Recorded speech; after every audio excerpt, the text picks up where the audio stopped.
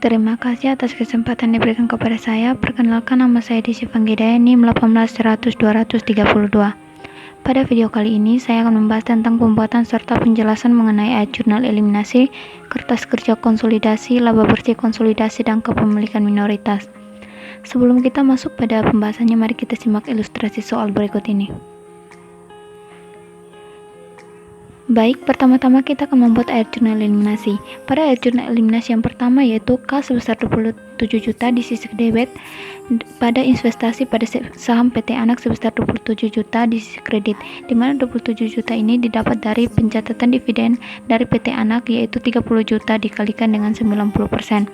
Yang berikut ayat jurnal yang kedua yaitu investasi pada saham PT Anak sebesar 45 juta di sisi debit pada pendapatan dari anak perusahaan sebesar 45 juta di sisi kredit, di mana 45 juta ini didapat dari pencatatan metode ekuitas yaitu 50 juta dikali dengan 90%.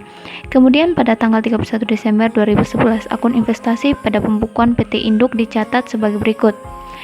Investasi pada saham PT Anak yaitu biaya perolehan sebesar 240 juta ditambah dengan akrual ekuitas sebesar 45 juta lalu dikurangi dengan dividen sebesar 27 juta, maka diperoleh saldo 31 Desember 2011 sebesar 258 juta.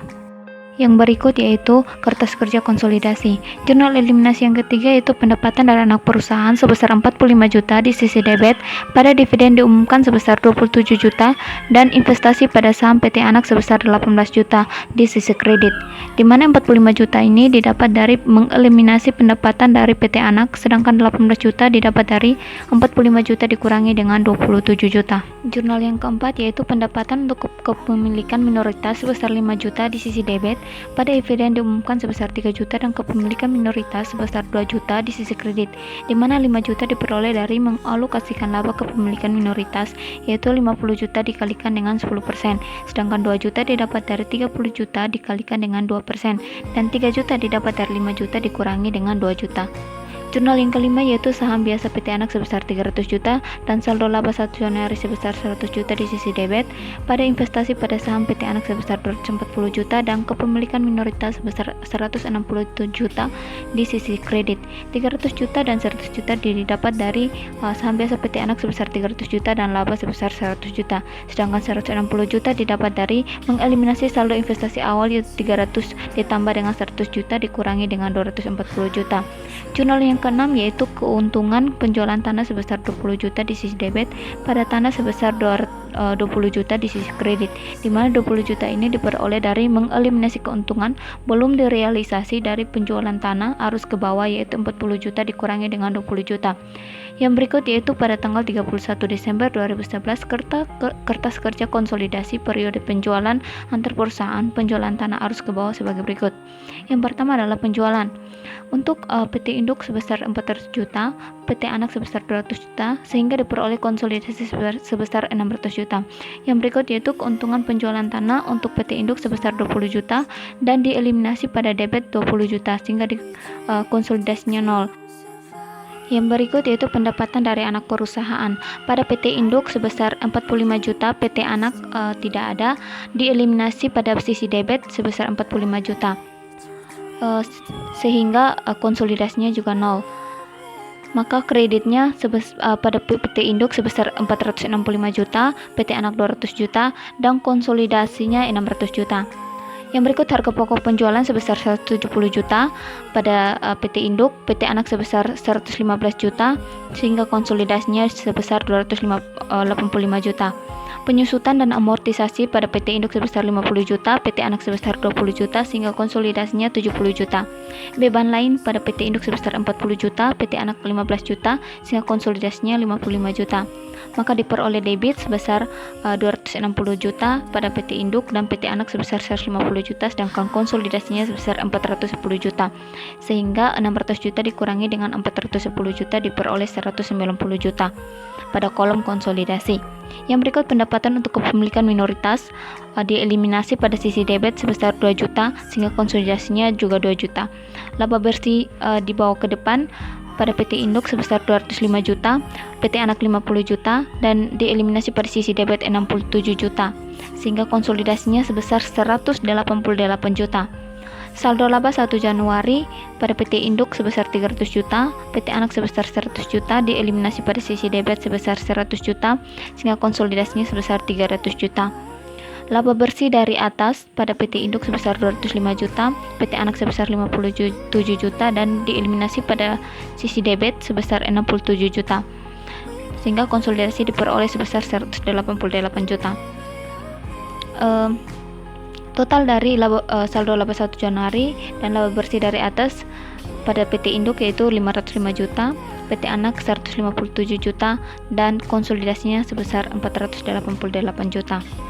Dividen diumumkan sebesar 60 juta, PT Anak, PT Induk dan PT Anak 37 juta, dieliminasi pada sisi kredit sebesar 27 juta dan 3 juta, sehingga konsolidasinya 60 juta. Yang berikut yaitu saldo laba 31 Desember dibawa ke depan pada PT Induk sebesar 445 juta, PT Anak 120 juta, dieliminasi pada sisi debit sebesar 167 juta, sisi kredit sebesar 37 juta, sehingga diperoleh konsolidasi sebesar 428 juta. Kas sebesar 259 juta pada PT Induk, PT Anak sebesar 40 juta, sehingga diperoleh konsolidasi sebesar 339 juta. Piutang usaha pada PT Induk sebesar 75 juta, PT Anak sebesar 50 juta, sehingga diperoleh konsolidasi sebesar 125 juta. Persediaan 100 juta pada PT Induk, PT Anak 75 juta, sehingga diperoleh konsolidasi sebesar 175 juta.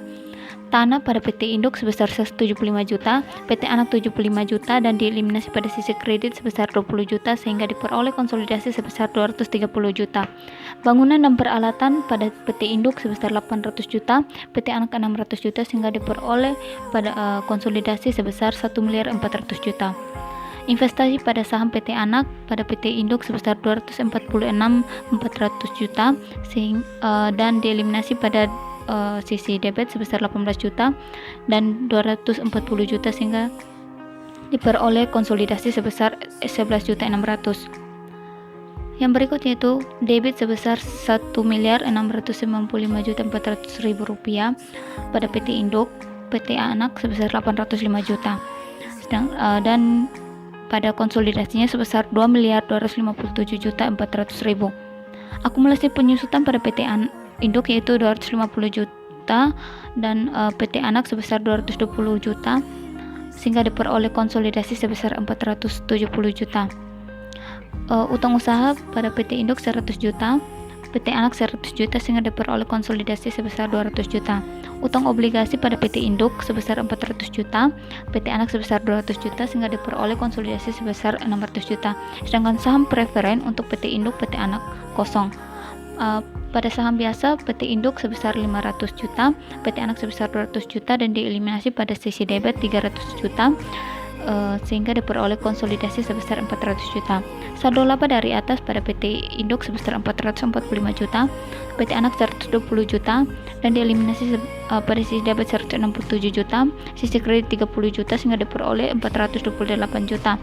Pada sisi kredit pun dieliminasi sebesar 2 juta dan 160 juta, sehingga pada konsolidasinya 162 juta, sehingga diperoleh kredit untuk PT Induk sebesar 1.695 juta, dan pada sisi PT Anak 840 juta, dan untuk sisi debit eliminasinya sebesar 467 juta dan kredit 470 juta, sedangkan konsolidasinya yaitu 2.260 juta. Yang berikut itu laba bersih konsolidasi. Laba bersih konsolidasi itu laba terpisah PT Induk sebesar 160 juta dikurangi dengan laba antar perusahaan sebelum direalisasi dari penjualan tanah arus kas ke bawah sebesar 20 juta, sehingga diperoleh laba direalisasi terpisah PT Induk sebesar 140 juta. Bagian PT Induk atas laba PT Anak yaitu laba bersih PT Anak sebesar 50 juta, bagian proporsional PT Induk sebesar 90%, sehingga laba bersih PT Anak sebesar 50 juta dikalikan dengan bagian proporsional PT Induk sebesar 90%, sehingga diperoleh bagian proporsional PT Induk sebesar 45 juta. Sehingga laba bersih konsolidasi 2011 yaitu laba bersih direalisasi terpisah PT Induk sebesar 140 juta ditambah dengan bagian proporsional PT Induk sebesar 45 juta diperoleh 185 juta. Berikut yaitu kepemilikan minoritas. Nilai buku PT Anak 31 Desember 2011 yaitu saham biasa sebesar 300 juta ditambah dengan saldo laba sebesar 120 juta sehingga diperoleh total nilai buku sebesar 420 juta. 420 juta dikalikan dengan bagian proporsional pemegang saham minoritas sebesar 10%